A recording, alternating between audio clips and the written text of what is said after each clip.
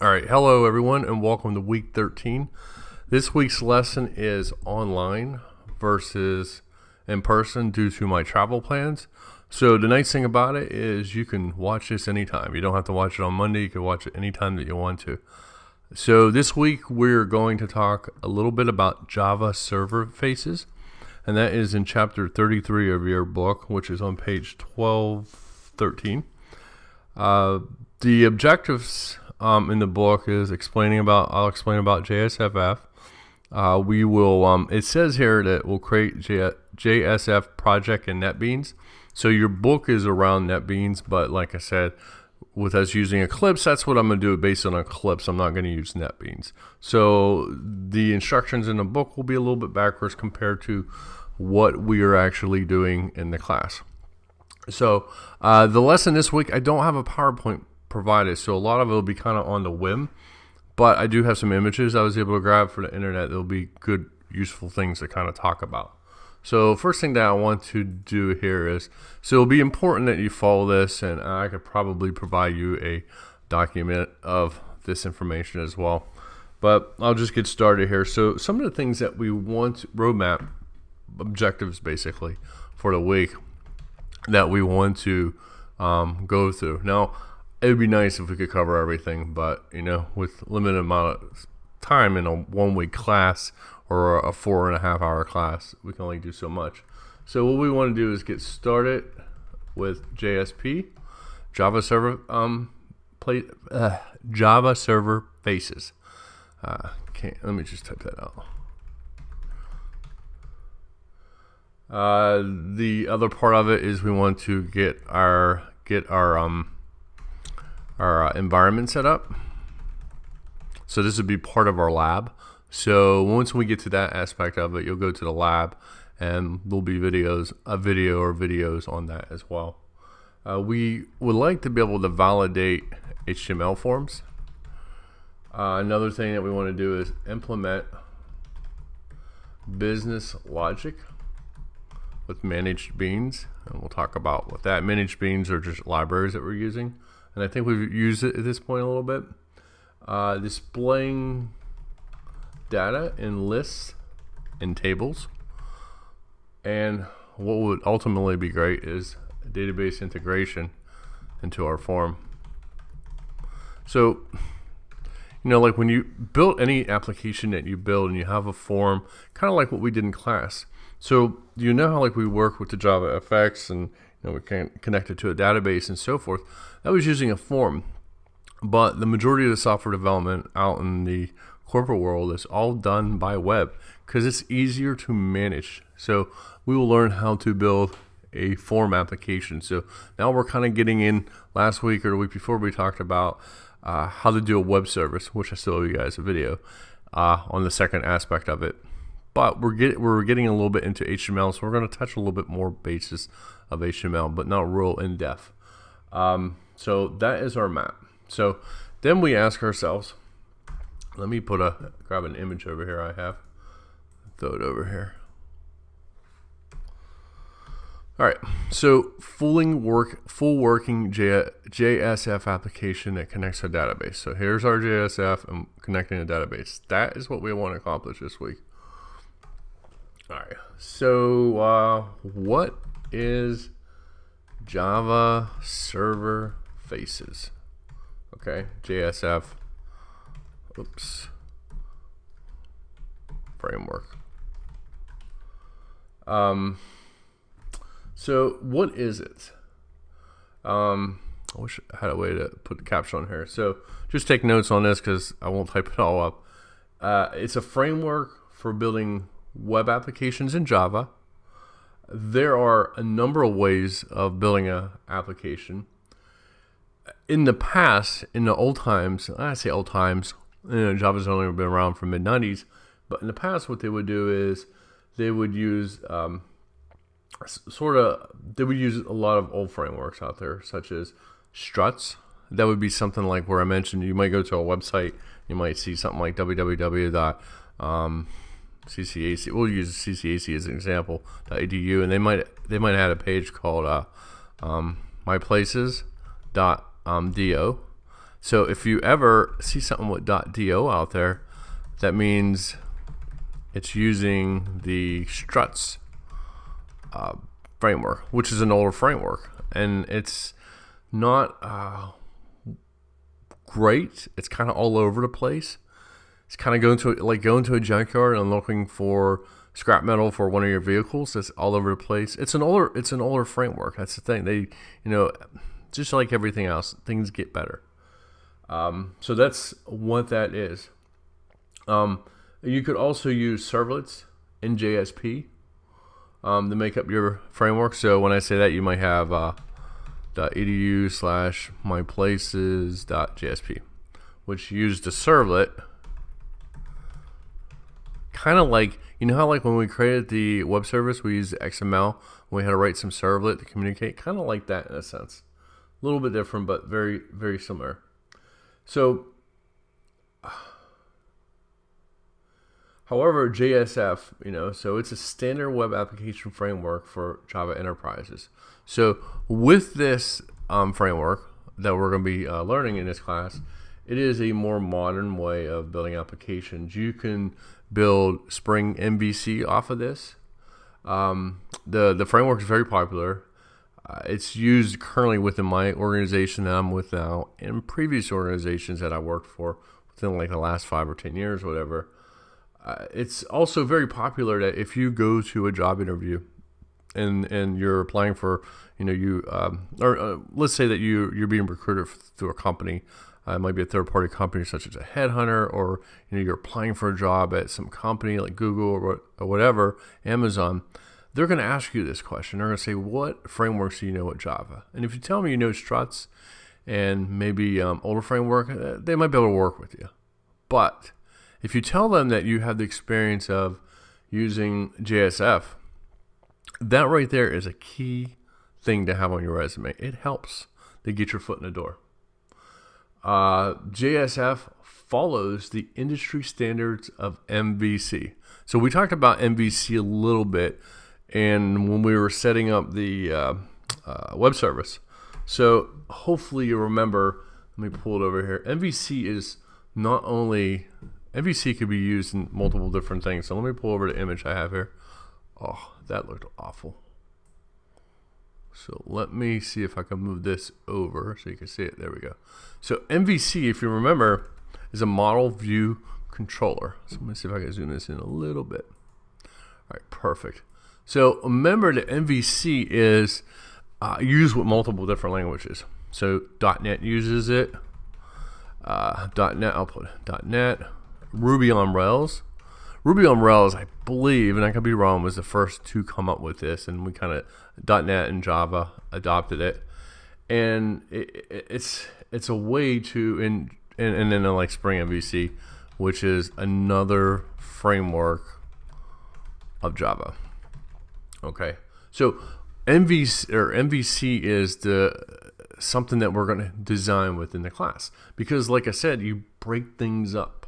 You make things have its own responsibilities. So it's like if you work for a company, like any company that you work for, everyone has their own roles and responsibilities. So for example, you go into Lowe's and you're looking to purchase, say, PVC piping for your basement. Okay, so would you go to the lawn and garden section? Absolutely not. Well, you might go and ask for directions, but the lawn and garden has certain people in there that know lawn and garden. Why are they in there? Well, maybe they had a background in lawn and garden, and the same thing for piping. Piping is very specific. Only certain people that apply for a job at Lowe's has that background. So you might have a previous plumber, someone who's been around the block that knows that. So that would be who you would go see. And that's kind of how MVC works. Each part has its own roles and responsibility. So for example, we have the web browser that the user will use. He or she will enter some information in. They will click on maybe a link. They might have a form. They type in their name, something of that nature. It will then communicate to this controller. And the controller is the person says, hey, the controller has it might have all the methods in there. Its purpose is to control the situation, figure out which piece of code needs to be executed from the web request. So there's a lot of things going on there. Think of it as the business rules. That's where the business rules is focused at. That's where that person controls what's happening. Because if the web browser are like, hey, I want to click on a button, they send a parameter and they're like, hey, what do I do with this? They control it. Or maybe on their web browser, they're like, hey, I want to send an email from this web browser. Controller's like, okay, now what do I do with it? So what it does is it communicates with the model. So we talked a little bit about the model in the past. So let me get back here to the controller, add a little bit more information. So it figures out, like, based off how it's going to execute based off the web request. So it may need to route the code to a submitting form of data, or maybe querying a database, or maybe checking. I'm not sure how familiar you are with LDAP, LDAP. It's a dictionary, you can say, of address information of a user. So it might be checking to say, hey, is Craig in our class a user of this company's domain, or is Bob Smith a member of our group? Something at that sense. Okay, so it needs, like I said, the bottom line, what's the controller? It needs to figure out a piece of code it needs to execute. The model is basically the gateway that provides access to any backend data that you may have. The model may have to make a call on the backend database, like we've used MySQL in this class, SQL Server or Oracle, or it may even make calls to a web service. It could be REST or SOAP. So once it has the data for the model, it is sent to the view. So let's think about this. We have a web request. They fill out this form. Let's say they submit the name of the team that they are predicting is going to win the NHL Stanley Cup. Okay, so the controller gets that path and says, hey, what do you want me to do with it? Once it figures out what to do with it, it sends it to the model. The model communicates with the database, and then maybe it needs to go out and make a call to the database and save that information. It needs to make a web service call and pass that parameter. Different things could happen there. Okay? Hopefully you're with me so far. So then what happens is it sends it to the view. The view then deciphers what was sent to it, and it's able to view that information. It basically puts it into, say, HTML format. You know how, like, when we did the web service in class, I think we did Hello Jersey or Hello CCAC, whatever we did, and you click to submit, and it brought up that output. It's kind of like that. This is going to be the HTML, and now it's going to take a view and send it back to the web browser, and the web browser is going to be able to view what we talked about. Okay? So it's going to have that information of what we talked about. I would like to say any questions, but I can't at this point. So hopefully that provides some understanding of overall what we're trying to accomplish here. All right, so let's talk about JSF benefits.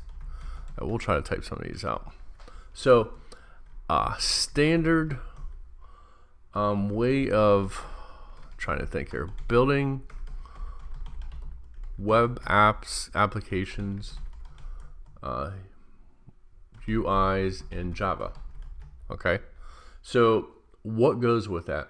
Well, it's basically part of Java Enterprise Edition or Standard Edition. So it's part of that framework. So that is a standard way of developing it.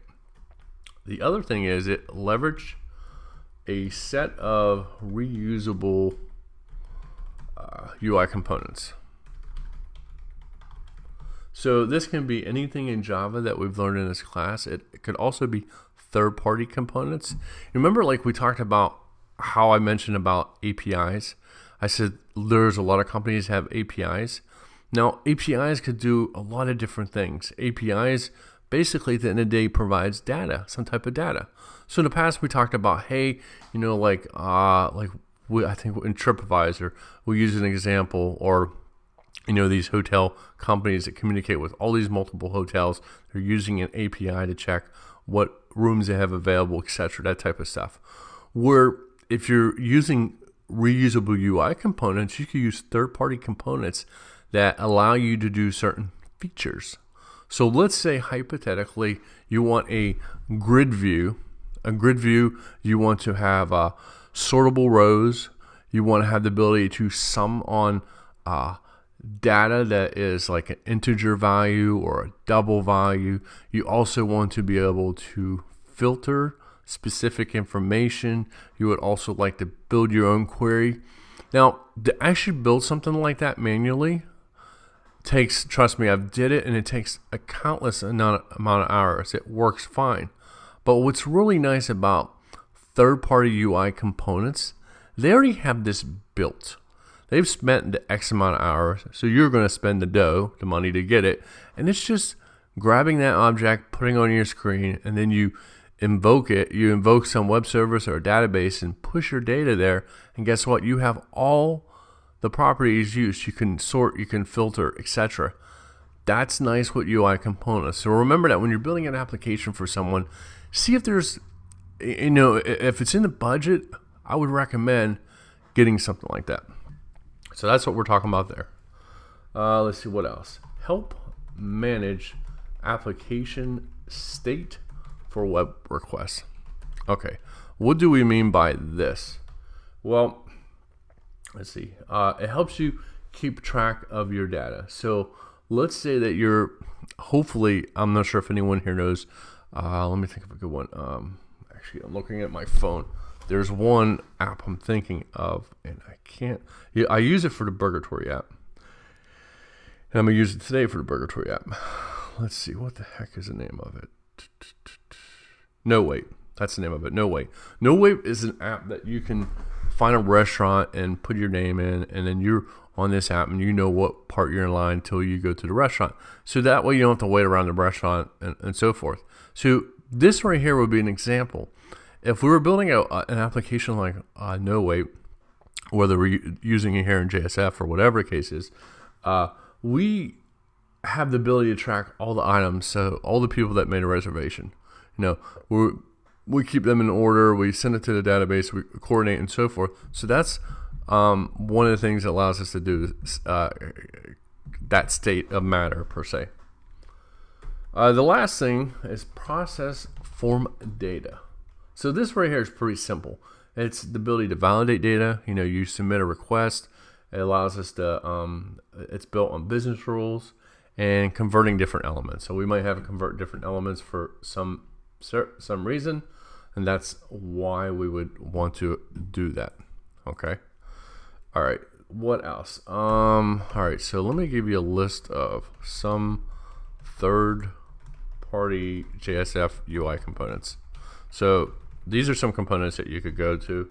There's called, let me write the name down here, Open Faces. And I hope I got these right. I think it's openfaces.org. I'll double check here in a second. And then there's Rich Faces. Awesome names, huh? richfaces.jboss.org. And then there's the last one I'm thinking about and there's other ones. These are some I'm thinking of. Faces. That would be like your www.primefaces.org. Let me make sure these even work. Let me pull up a browser here. Pull Firefox. All right. Let's see here. Let me copy this guy here. Paste it in here.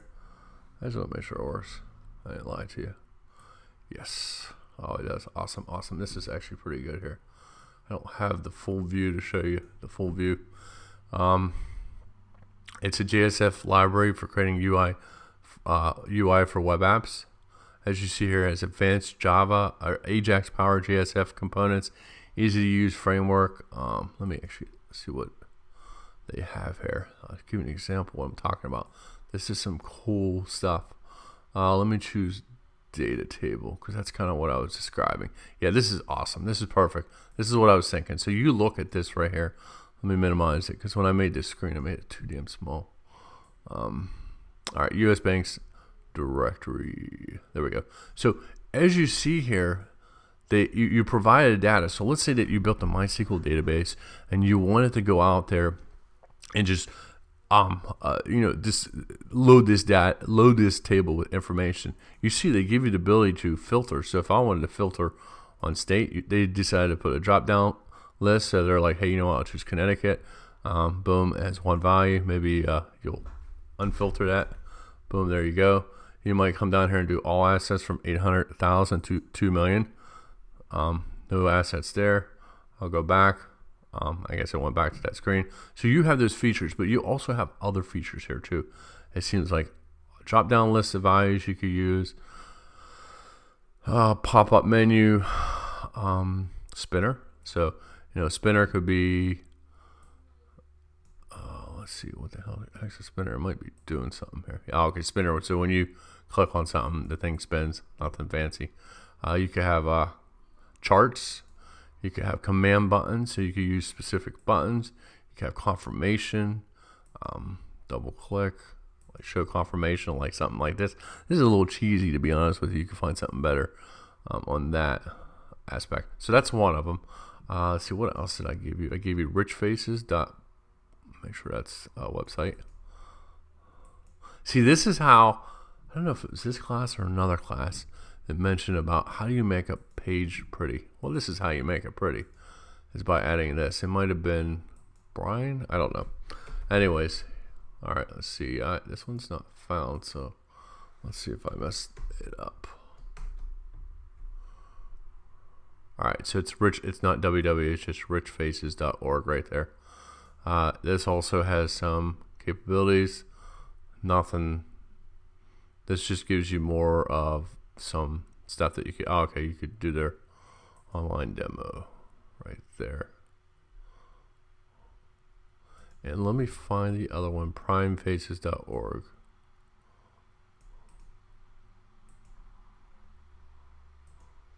That one there is using all my resources on my laptop. So let's do paste and hit return. Primefaces.org. Looks like now I see where to get the prime faces. So it's like I guess I didn't see it before, I wasn't thinking, but it's like Optimus Prime of Transformer. So right now I'm intrigued. Let's see if I click on demos, see what they come up with. All right, so you have a bunch of different components here, very similar. They have a lot more on the data than the other one. So they have data grid, but they have data table, exporter, GMap. Jesus, this is nice. This is very nice. So this is good information. This helps you build your application. This makes your life easier. Okay, so our summary of, and this is just a short presentation, but the other parts will be the lab setting everything up. So the summary is, what did we talk about? Let me go in here. We talked about what is JavaServer Faces, JSF. We talked about MVC design pattern. We talked about benefits of JSF. And lastly, we talked about third-party JSF UI components. So definitely this week, go to chapter 33, read through the book. Now, the thing is, the only difference is a lot of stuff that we're going to work on is all, well, actually everything that we're going to work on is all in Eclipse. So it'll just be the illustrations will be a little bit different, but hopefully this helps out a lot in the class. So this is your presentation for a week. Please watch the video. I might even give you a pop quiz on what you learned from the video.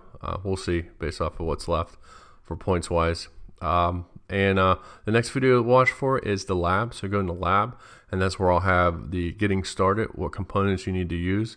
Most of the stuff we should already have, but we'll see what we need to add, and we'll go from there. All right, if you have any questions, just shoot me an email, and have a good week. Thanks. See you the following week.